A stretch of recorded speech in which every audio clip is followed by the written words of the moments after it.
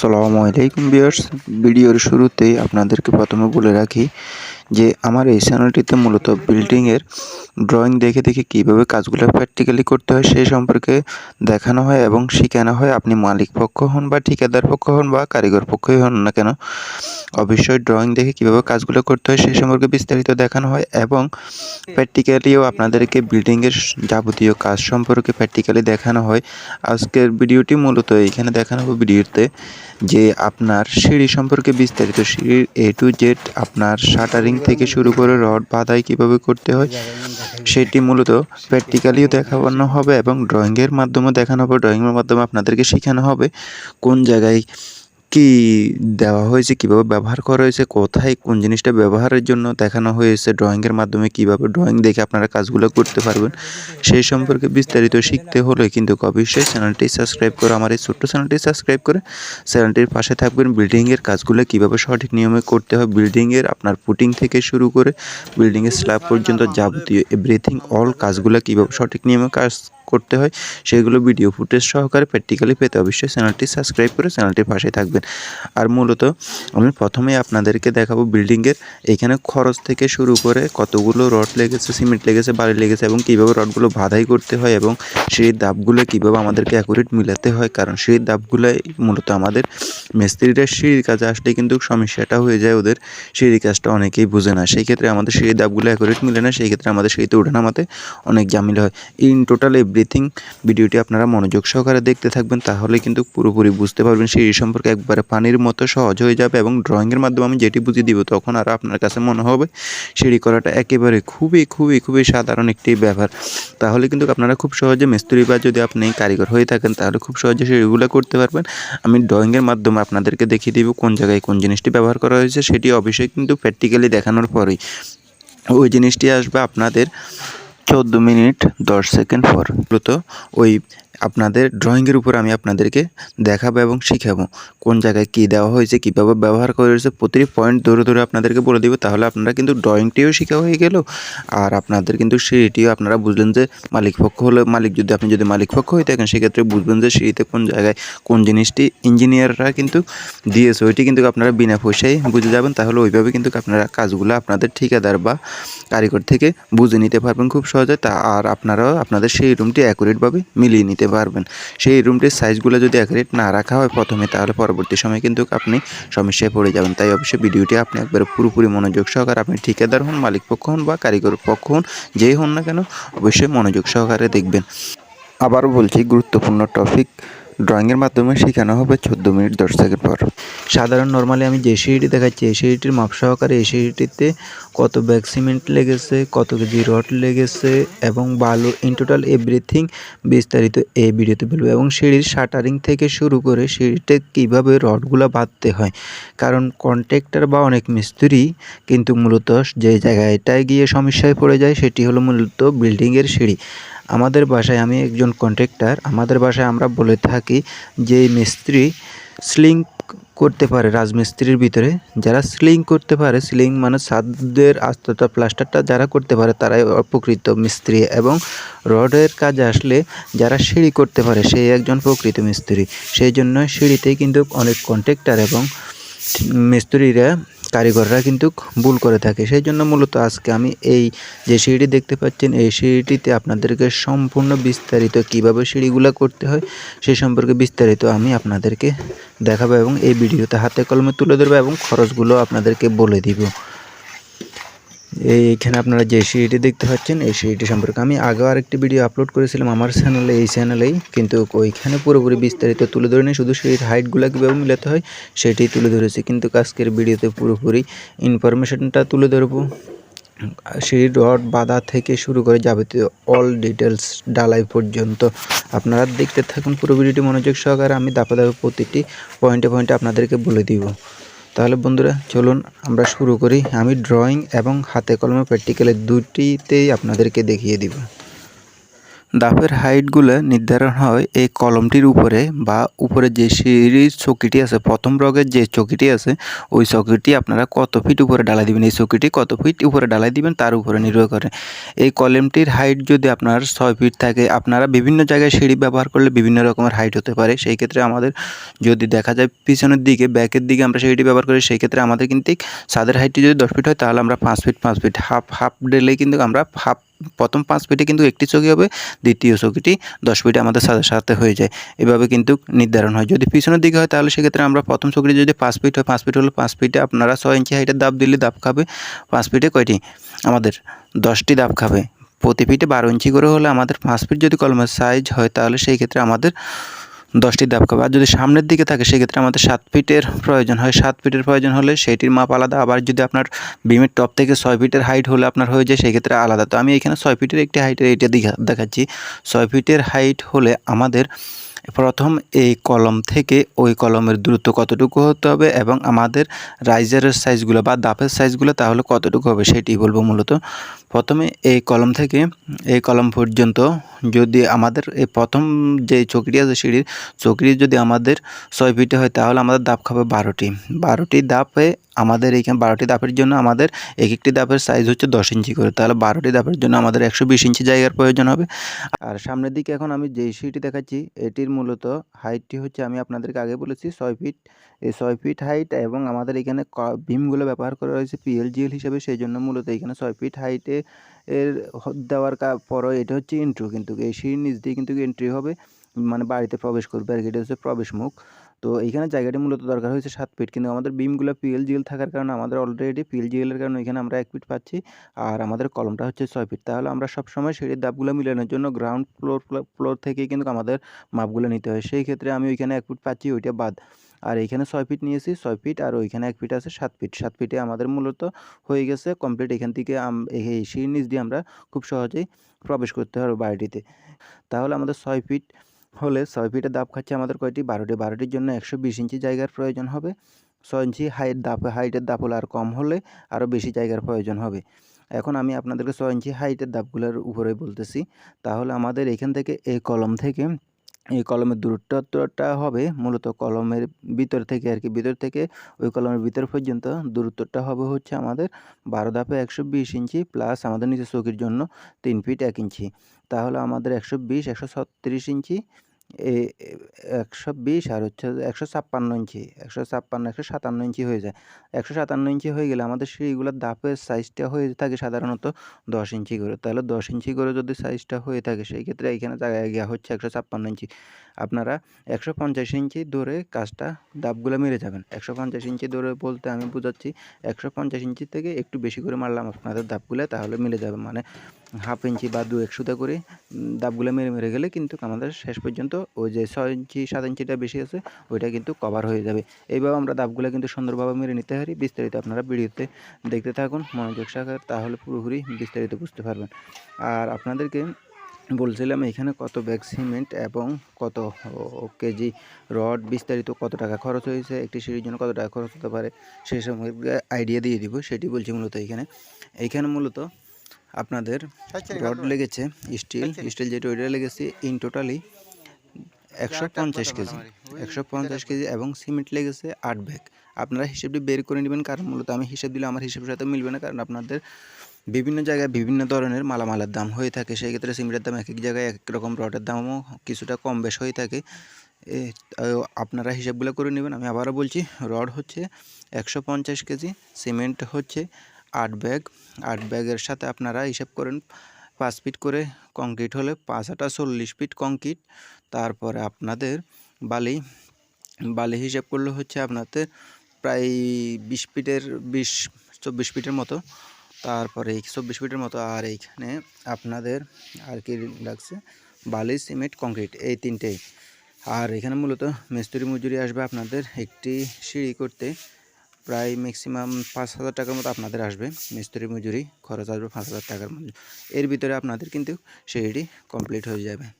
তাহলে বন্ধুরা ভিডিওটি দেখলেন, আপনারা রড বাঁধা থেকে শুরু করে সম্পূর্ণ ভিডিওটি দেখতে থাকুন। আমি রড বাঁধা সব কিছু আপনাদেরকে দেখাচ্ছি, ধাপে ধাপে আপনারা দেখতে থাকুন। এখানে রডগুলো কীভাবে বাঁধা হয়েছে আমি এবং ধাপে ধাপে আপনাদেরকে বলে দিচ্ছি। আর এইখানে রডগুলো বাঁধার সময় প্রথমত আমাদের যে মেন রডগুলো আছে ওইগুলো এইখানে দেখুন নিচে চৌকিতে এইখানে যেখানে বাঁধা হয়েছে এগুলো সম্পূর্ণ বিমের সাথে আপনার অ্যাটাচ আছে। এইখানে আপনারা বিমের সাথে অবশ্যই রডগুলো কিন্তু ভালোভাবে অ্যাটাচ করে নেবেন, তা না হলে কিন্তু এই জায়গাটি মজবুত হবে না। মূলত এইখানে বিমে আপনারা পাকা রেখে দেবেন বিম ঢালাইয়ের আগেই। আর এইখানে মূলত যে মেন রডগুলো আছে এখানে দুইটি জালি ব্যবহার করা হয়েছে। এই আপনাদেরকে আমি দেখাচ্ছি, এটি হচ্ছে প্রথম জালি, আপনারা দেখতে পাচ্ছেন এই জালিটি আলাদা। এটি হচ্ছে টপ রডের জালি আর ওইটি হচ্ছে মেন রড, নিচেটি হচ্ছে মেন রড। আমাদের মেন রডগুলো এইখান থেকে শুরু হয়ে উপরে গিয়েছে, কিন্তু নিচ থেকে শুরু হয়েছে, নিচ দিয়ে গিয়ে কিন্তু উপরে যাওয়ার সময় এইখানে দেখুন এইটাকে বলা হয় ক্যারানবাস। এইখানে গিয়ে কিন্তু রডগুলো মেন রডগুলো কিন্তু উপরে হয়ে গেছে, কিন্তু আপনারা লক্ষ্য করুন এইখানে কিন্তু মেন রডগুলো নিচে আছে। এখানে নিচে গিয়ে উপরে উঠায়, এই উপরে ওঠার কারণে এখানে একটা বাজ হয়, এটাকে বলা হয় ক্যারানবাস। মূলত আপনারা এখানে দেখতে পাচ্ছেন এই নিচের রডটি হচ্ছে এটি হচ্ছে নিচের রডটি কিন্তু এইখানে গিয়ে উপরে উঠে গেছে। আর উপরের যে চৌকিটিতে রড বাঁধা হয়েছে ওটি আপনাদেরকে উপরে উঠে আমি দেখাচ্ছি। এইভাবে রডগুলো বাঁধতে হয়।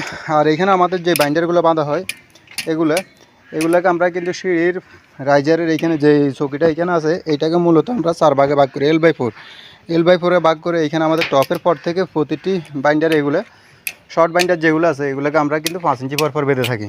আর এইখানে কিন্তু আপনাদের বটমে যে মেন রডগুলো আছে ওইগুলোতে কিন্তু 10 ইঞ্চি পর বাঁধা হয়, একটি উপরে একটি নিচে, এভাবে করে কিন্তু 5 ইঞ্চি এভারেজে আমাদের 5 ইঞ্চি হয়ে যায়। এভাবে কিন্তু রডগুলো বাঁধতে হয়। আর উপরে আমি আপনাদেরকে দেখাচ্ছি নিচ থেকে যে মেন রডটা আছে, আমাদের এই যে মেন রডটা আছে এটা কিন্তু এইখানে এসে উপরে আসে কিন্তু উপরে উঠে গেছে। আর এইখানে নিচের যে মেন রডটা আছে এটা হচ্ছে টপ রড যেটা আছে এটা কিন্তু নিচ দিয়ে এসে এখানে উপরে হয়ে গেছে। এই জন্য এখানে একটা কেসির মতো হয়েছে, এই জন্য আমরা মূলত এটাকে কেসি সিঁড়ি বলে থাকি। সিঁড়ি 3 ধরনের হয়ে থাকে, এটা হচ্ছে কেসি সিঁড়ি, আরেকটা সাদা সিঁড়ি, আরেকটা হচ্ছে কেসির ভিতরে কিন্তু ওইটা আরেক রকম। এটা আমি আপনাদেরকে পরবর্তী অন্য কোনো সময় ভিডিওতে দেখাবো। 3 ধরনের সিঁড়িগুলো হয়ে থাকে। এই মূলত সিঁড়ির এই কাজটাই হচ্ছে এভাবে আপনারা ভালোভাবে লক্ষ্য করে দেখুন, দেখলে আপনারা বুঝতে পারবেন মূলত কীভাবে কাজগুলো করা হয়েছে। তাহলে আপনারা কিন্তু খুব সহজে কাজগুলো করতে পারবেন। আর পুরো ভিডিওটির সঙ্গে জুড়ে থাকুন, আমি আপনাদের দাব মারা সহকারে ইন্টারনাল এভরিথিং সব কিছুই দেখিয়ে দেবো, কীভাবে করতে হবে সিঁড়ির কাজ সঠিক নিয়মে সেই সম্পর্কে বিস্তারিত। ইনি হচ্ছেন আমাদের মূলত হেড মিস্ত্রি, নাকি আপনারা চিনবেন। শহীদ ভাই।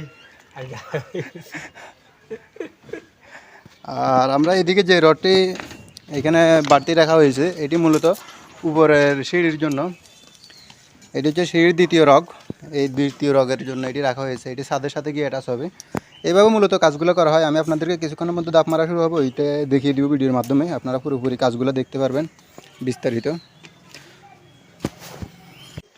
এইখানে আপনারা যে দাবগুলো দেখতে পাচ্ছেন মূলত এই দাবগুলোর নিচ দিয়ে আমাদের কতটুকু জায়গা ফাঁকা থাকতে হবে, বা দাপের নিচে যে স্ল্যাবটি, দাপটি তো আমাদের 6 ইঞ্চি হয়ে থাকে বা 5 ইঞ্চি হয়ে থাকে, কিন্তু দাপের নিচে যে স্ল্যাবটি হয়ে থাকে ওই স্ল্যাবটি কতটুকু ঢালাই দিতে হবে, এই স্ল্যাবটি মূলত আপনার এখানে 6 ইঞ্চি ঢালাই এইভাবে ক্লিয়ার থাকতে হবে, যেন দাবগুলো ওচর নিচে না হয়, আপ ডাউন না হয়। সুতো ধরে সম্পূর্ণ দাবগুলো মারবেন, তাহলে কিন্তু দাবগুলো অ্যাকুরেট থাকবে এবং আমাদের জায়গাটিও 6 ইঞ্চি এখানে ক্লিয়ার থাকবে নিচের স্ল্যাবটিতে ঢালাই।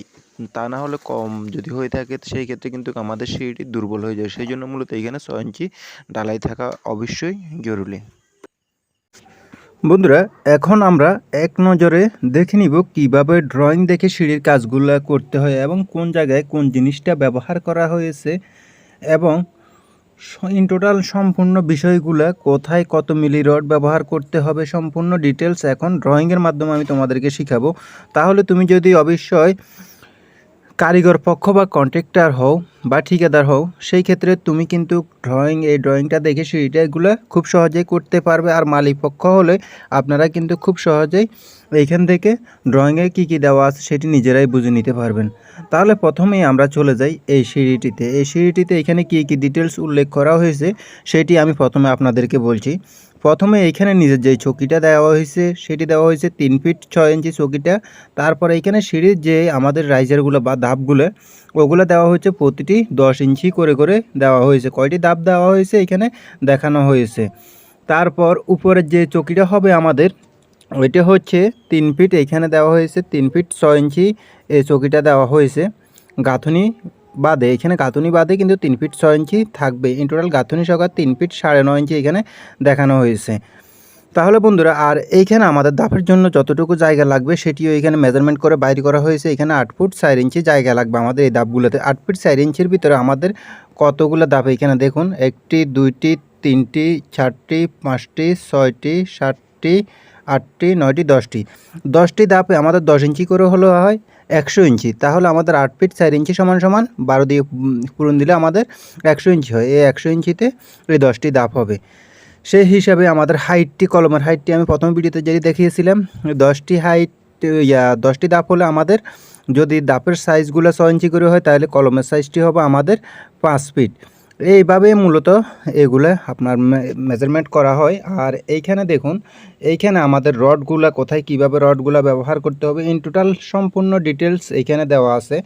প্রথমত এইখানে ভালো করে লক্ষ্য করুন, এইখানে আমাদের এই 12 mm 4 ইঞ্চি পর 12 mm রড দিতে বলা হয়েছে। এইখানে নিচে চৌকিটাতে 12 mm 4 ইঞ্চি পর রডগুলো ব্যবহার করতে বলা হয়েছে।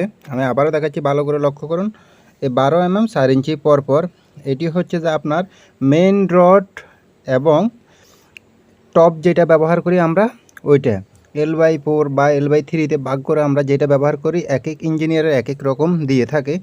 ওই রডটা মূলত এগুলো আপনার 12 mm 4 ইঞ্চি পর ব্যবহার করতে বলা হয়েছে। এইখানে আবার আরেকটি জিনিস দেখানো হয়েছে 10 mm 8 ইঞ্চি পর 10 mm হচ্ছে আমাদের বাইন্ডারগুলো। বাইন্ডার বলতে কি বোঝায়, যেমন আমাদের এই সিঁড়িটাতে আমরা যে রডগুলো এদিকে বাঁধবো ওগুলো হচ্ছে বাইন্ডার, আর এদিক থেকে যেগুলো যাবে ওগুলো হচ্ছে মেন রড। ওগুলাকে মেন রড বলি আমরা সাধারণত। আর এখানে L/3 বা L/4 আমরা যে বাগটা করি ওই বাগটা করে যে রডটা বাঁধা হয় ওটা হচ্ছে টপ রড, ওইটাও 4 সুতা হবে, মানে 12 mm আমাদের ওই রডটাও ব্যবহার করতে হবে। তারপর আমি আপনাদেরকে দেখাচ্ছি ওইটাও আমাদের 4 সুতা 12 mm ব্যবহার করতে হবে। এইখানে দেখুন আবার এইখানে 6 ইঞ্চি স্ল্যাব ঢালাই, এটা কোনটা বলা হয়েছে, এইখানে বলা হয়েছে আপনার এই রাইজারের সাইজটি দেখুন, এখানে 5.5 ইঞ্চি করে এখানে দেওয়া আছে। 5 × 5 ইঞ্চি মানে হাইট রাইজারের ধাপের হাইটগুলো হবে 5.5 ইঞ্চি করে এবং এদিকে হবে আপনার 10 ইঞ্চি করে ধাপের সাইজগুলো। তো এইখানে ধাপের তো আমরা 5.5 ইঞ্চি পেয়ে গেলাম। তারপর নিচে যে স্ল্যাবটা আছে ওই স্ল্যাবটা হবে মূলত 6 ইঞ্চি। আর এইখানে 10 mm 8 ইঞ্চি বার যেগুলো দেখানো হয়েছে এগুলো হচ্ছে যে এই বারগুলা। আবার বলছি এদিকের এই বারগুলা 10 mm বা 3 সুতা 8 ইঞ্চি পর বাঁধতে হবে। আর এইখানে 12 mm 4 ইঞ্চি পর বাঁধতে হবে আমাদের এই মেন রডটা, এই সিঁড়ির মূল মেন রডটা, মূল হৃৎপিণ্ড বা যেটাই বলুন, এই মেন রডটা হচ্ছে আমাদের 12 mm 4 ইঞ্চি পর বাঁধতে হবে। মূলত এই আপনাদের সিঁড়িতে সম্পূর্ণ ডিটেলস এইভাবে দেওয়া থাকে। আমি আরেকটি দেখাচ্ছি আপনাদেরকে, সেটি দেখলে আপনারা পুরোপুরি ক্লিয়ার হয়ে যাবেন। এখন আমি আপনাদেরকে যে সিঁড়িটি দেখাচ্ছি এটি মূলত একটি 3 বাজার সিঁড়ি। এই সিঁড়িটির জন্য জায়গার প্রয়োজন হবে 10 ফিট বাই 12 ফিট জায়গার প্রয়োজন হবে এই সিঁড়িটি দেওয়ার জন্য। এই সিঁড়িটির পাশটি হচ্ছে মূলত 3 ফিট 4 ইঞ্চি, তারপরে এটিও 3 ফিট 4 ইঞ্চি পাশ, কিন্তু এটি মূলত 3 ফিট 11 ইঞ্চি এই সিঁড়িটির পাশ এইখানে দেওয়া হয়েছে। এইখানে দেখুন একটু ছোট করে লেখা আছে, এইখানে আপ টু 2 ফিট 6 ইঞ্চি এটি যেটি দেওয়া হয়েছে মূলত 2 ফিট 6 ইঞ্চি। এটি মূলত হচ্ছে আপনার এই কালামটি, এইখানে আমাদের যে চৌকিটি হবে এই জায়গাটিতে, সেই চৌকিটি কতটুক হাইটে হবে, কতটুকু উপরে হবে এবং এই কলামটি কত ফিটে ব্যবহার করতে হবে সেটি সম্পর্কে এইখানে ধারণা দেওয়া হয়েছে। এইখানে দেওয়া হয়েছে 2 ফিট 6 ইঞ্চি। আমি আপনাদেরকে বিস্তারিত ডিটেলস দেখাচ্ছি। ড্রয়িংয়ের এক পাতাতে তো হয় না, বিভিন্ন পাতাতে বিভিন্নভাবে দেখানো থাকে। সবগুলো আপনারা অবশ্যই মনোযোগ সহকারে দেখবেন, তাহলে কিন্তু বিস্তারিত বুঝতে পারবেন। এইখানে দেখুন, তাহলে এইখানে হচ্ছে আপনার 2.5 ফিটের এই কলমটি তোলার পরে কিন্তু এইখানে এই সিঁড়ির চৌকিটি এইখানে দেওয়া হয়েছে। এই সিঁড়িটির প্রথম যে আমাদের রকটি আছে এটি এইখানে শেষ হয়ে গেল। তারপরে আমাদের এইখান থেকে এই কলমটির হাইট আবার এইখানে আপ টু 5 ফিট উপরে, এটি 5 ফিটে দেওয়া হয়েছে। এইখান থেকে এটি হচ্ছে আমাদের 2.5 ফিট আর এটি হচ্ছে 5 ফিট। তারপরে এইখানে দাব ব্যবহার করা হয়েছে 1টি 2টি 3টি 4টি দাব ব্যবহার করা হয়েছে। নিচেও আমাদের 1টি 2টি 3টি 4টি দাব। তাহলে 4টি দাবা আমাদের যদি দাপের হাইটগুলো 6 ইঞ্চি করে হয় তাহলে আমাদের 4টি দাপে আসতেছে কত ইঞ্চি, 24 ইঞ্চি আসতেছে। আর আমাদের এইখানে স্ল্যাব ঢালাইটা হচ্ছে আপনাদের কত ইঞ্চি, 6 ইঞ্চি। তাহলে আমাদের অলরেডি 30 ইঞ্চি হয়ে যাচ্ছে। 30 ইঞ্চিতেই কিন্তু আমাদের 2 ফিট 6 ইঞ্চিতে কিন্তু আমাদের এই জায়গাটি কভার হয়ে যাচ্ছে। তারপর আপ টু 5 ফিটের পরে এইখানে আপ টু কিন্তু 10 ফিট, এইখানে বাদ বাকি এই 10 ফিট পর্যন্ত কয়টি ধাপ খাচ্ছে? 1টি 2টি 3টি 4টি 5টি 6টি 7টি 8টি 9টি। এই 9টি ধাপের মাধ্যমে কিন্তু আমাদের এই সিঁড়িটি মূলত সমাপ্ত করা হয়েছে। আমি আপনাদেরকে ডিটেলস দেখাচ্ছি এইখানে বিস্তারিত। এইখানে লক্ষ্য করুন,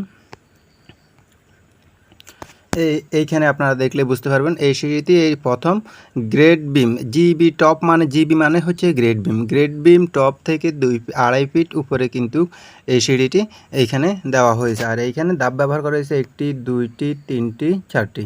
এই 4টি ধাপের মাধ্যমে কিন্তু এই সিঁড়িটি 2 ফিট 6 ইঞ্চির ভিতরে এই চৌকিটি ব্যবহার করা হয়েছে। আর এইখানে রডগুলো কীভাবে ব্যবহার করা হয়েছে তা এখানেও দেখাচ্ছি, আগে দেখিয়েছি আমি আপনাদেরকে, এখন আবার দেখাচ্ছি।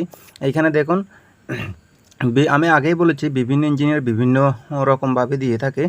এইখানে দেখুন 12 mm রডগুলো ব্যবহার করতে বলা হয়েছে 5 ইঞ্চি পরপর, কিন্তু ওই আগেরটিতে দেওয়া ছিল 4 ইঞ্চি পরপর, এইখানে 5 ইঞ্চি পরপর। আবার 10 mm বাইন্ডারগুলো, এটি হচ্ছে মেন রড, 12 mm যেটি আছে 4 সুতো এটি হচ্ছে মেন রড, আর এটা হচ্ছে বাইন্ডারগুলো এখানে দেওয়া হয়েছে 6 ইঞ্চি পরপর। এবং আমাদের রাইজার ছাড়া এইখান থেকে শুরু করে এইখান পর্যন্ত আমাদের এই স্ল্যাবটি ঢালাই হবে 6 ইঞ্চি করে, এটিও এখানে উল্লেখ করা হয়েছে। আর এটি আমি মূলত আপনাদেরকে বলেছি কেউ দেয় L/3, কেউ দেয় L/4, এইটা L/3তে দেওয়া হয়েছে।